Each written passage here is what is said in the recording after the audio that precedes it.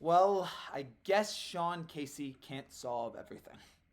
That is my main takeaway here from tonight. First of all, I should clarify uh, the setup is a little different. I know Derek mentioned on his show that I'm in Colorado. My family, I am in Colorado today.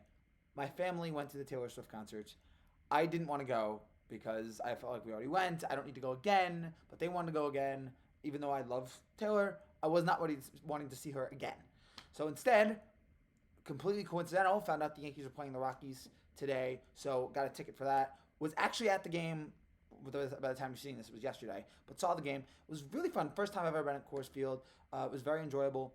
Good atmosphere. There were a lot of Yankee fans there. There were a lot. When Stanton hit the 2-1 home run in the first, it was actually a nice roar. I mean, obviously it wasn't as loud as when the Rockies scored later, and scored and scored and scored, but it was a nice applause when Stanton home run, and we were all thinking, all of us Yankee fans thinking, wow, if Stanton hits a home run, DJ gets a hit, Sean Casey maybe he's turned it around, and then the game just got worse and worse from there. I left after the third inning, mainly because I just I wanted to beat the traffic, but I also realized it was not going to get any better.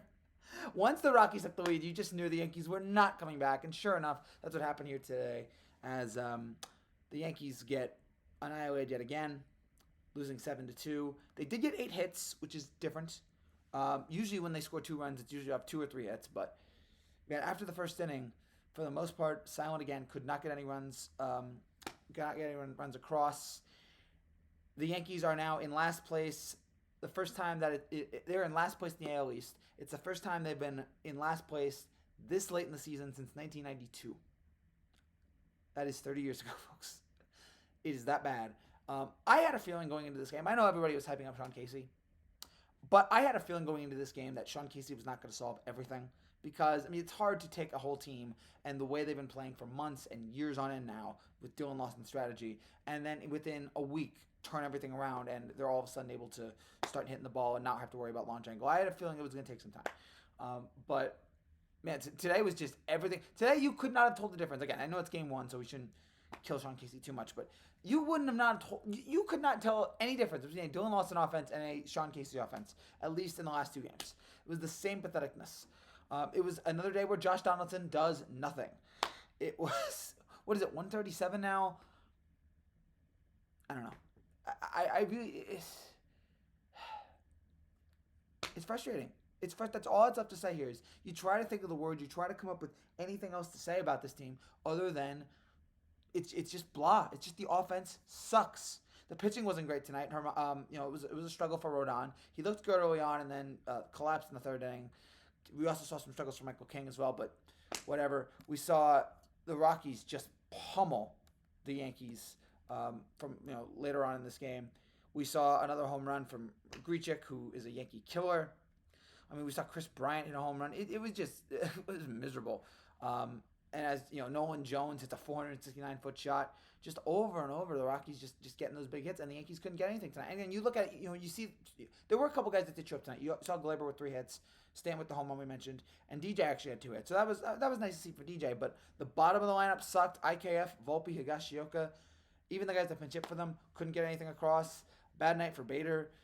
They left 6 runners on base. They were 1 for 7 runners in scoring position. Here's the difference: Rockies 3 for 6 runners in scoring position. Yankees 1 for 7. You are not going to win at all with those kind of numbers. And it's been that way for months on months on ends now. And we were hoping that something could turn around tonight, that something was going to happen, that maybe would make us think that everything was going to be different. We were all buying into the Sean Casey effect, but I think we just realized here in this game that this is the Yankees. This is the Yankees, and if there is going to be change, it's not going to be for a while. Especially, and we did see Judge warming up today, so that was good, but still no timeline. Why has no Yankee reporter asked Aaron Boone? Maybe they have.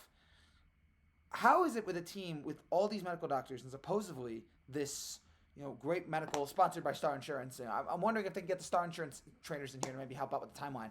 Why they have all these trainers and nobody's able to come up with a timeline? These are supposedly some of the smartest doctors in the world, smartest trainers, and they can't come up with a timeline? Like, Boone, admit you're lying to us. Admit you guys know and you don't want to say it. But it was nice seeing Judge out there for at least a little while. But this was a frustrating day.